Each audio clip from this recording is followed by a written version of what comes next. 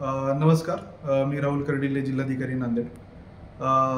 सर्व नांदेडकरांना माझं आव्हान आहे की आता आज जो दिवसभर आपल्याकडे पाऊस झाला आहे तो आता थांबलेला आहे, परंतु तरी पण आपण आज सतर्क राहावं, कारण पाण्याची पातळी खाली जाते. पाऊस थांबला आहे, परंतु यानंतर काही साथीचे आजार किंवा इतर आजार पसरू शकतात.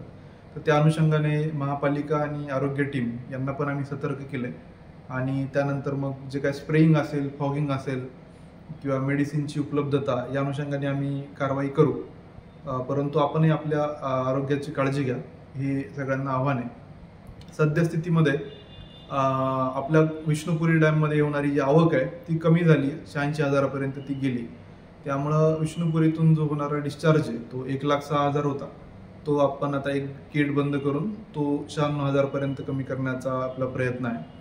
आणि पोचमपाड डॅम आहे, तिथून होणारा विसर्ग आता 5.5 लाख क्युसेक्स आहे. तर तिथल्या इरिगेशन सेक्रेटरी प्रशांत पाटील साहेबांना मी बोललो आहे, तर ते पण प्रयत्नशील आहेत की तो तेवढाच कंटिन्यू राखतील, जेणेकरून आपला धर्माबाद भाग, बिलोली आणि काही प्रमाणात आपला जो देगलूर एरिया आहे तिथला प्रेशर थोडं कमी होईल.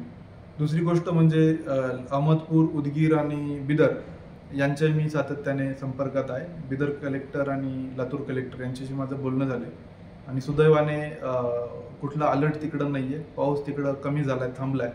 त्यामुळं मनारमध्ये कॅचमेंट येणारं जे पाणी आहे ते पण आपलं कमी होईल आणि परिस्थिती थोडीशी पूर्वपदावर येईल अशी अपेक्षा आहे. तथापि आपण पुढचे 2-3 दिवस सतर्क राहावं आणि कुठली गोष्ट असेल तर प्रशासनाशी संपर्क साधावा. धन्यवाद.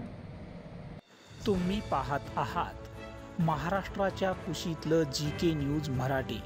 सात जनतेची, भूमी महाराष्ट्राची.